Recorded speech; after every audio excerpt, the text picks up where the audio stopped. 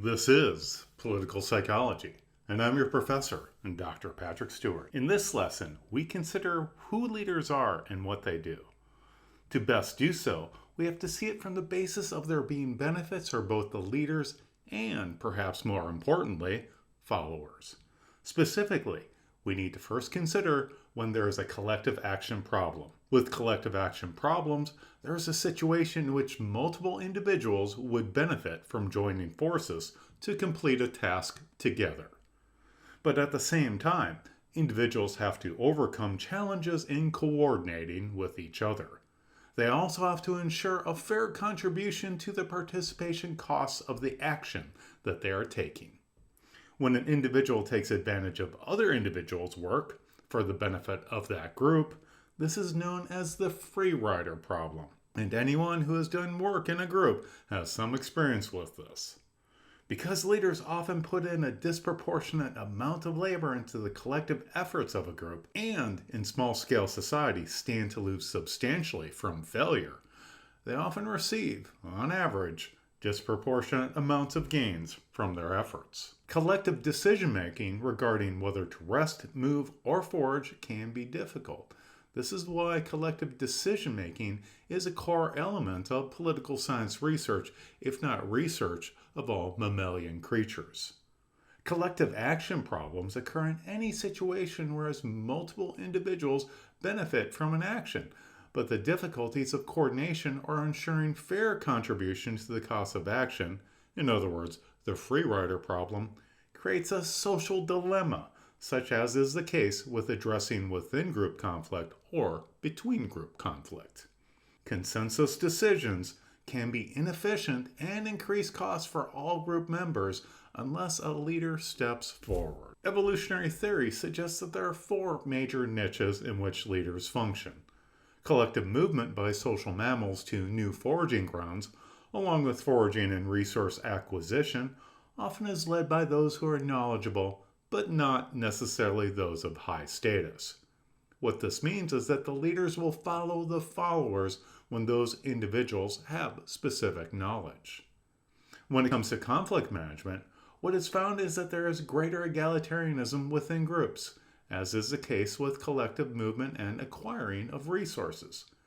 According to Jennifer Smith and Mark Van Vugt, in small-scale societies, women, who are often lower ranking than men, can exercise influence over collective activities such as distribution of food or conflict mediation.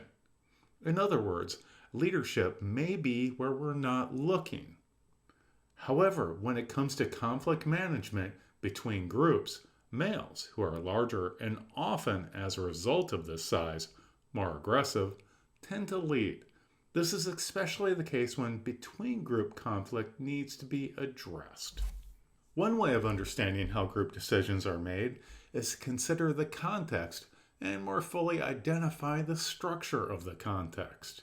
Here, we see how the institutional analysis decision framework establishes different identifiable attributes and how it establishes rules of thumb for structuring each into concepts. Knowing who the participants are, what positions they hold, what is allowable in terms of actions they engage in, as well as how much control they have over their choices, all play a major role in understanding a decision, especially collective action decisions. In this segment, we consider the different dimensions of leadership that people consider when making choices concerning who their leaders should be. Ultimately, in our modern world, we make quick and sometimes inaccurate judgments regarding our leaders' personality traits, abilities, and likely behaviors. However, in our evolved small-scale societies in which we originated, we had just several hundred to a few thousand total members in the community, and as a result, likely made better choices because our rule of thumb quick decisions were likely more accurate. Ultimately, leaders play multiple roles in the acquisition of resources that help us lead better lives and provide for those that we care about. The first role is that of leaders as role models, whereas individuals decide to follow and imitate a leader based upon our own experiences with an individual and learning from them. This can be also based upon other people's choices in which case we engage in a form of social learning. Leaders may also perform as punishers.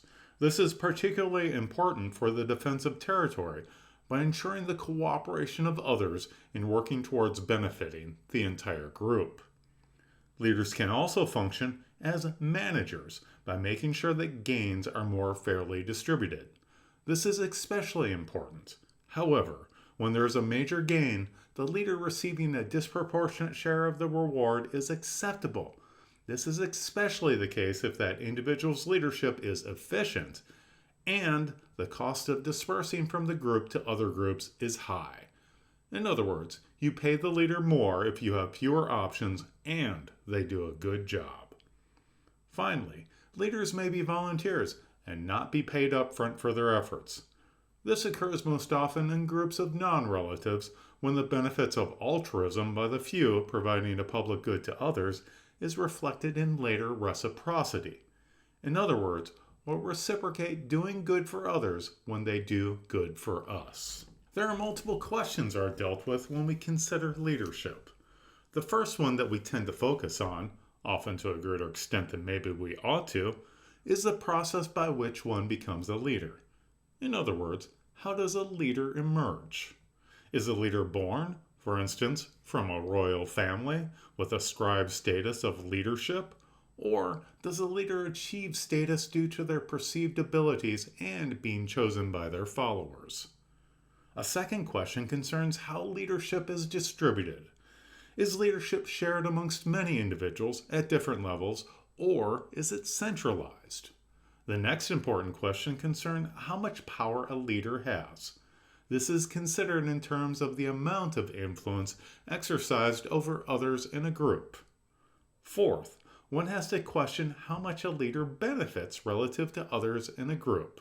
Finally, there is the question concerning how consistent leaders are across multiple contexts. For instance, wartime leaders responding to external threats may be quite ineffective when they deal with issues relevant for a group's harmony.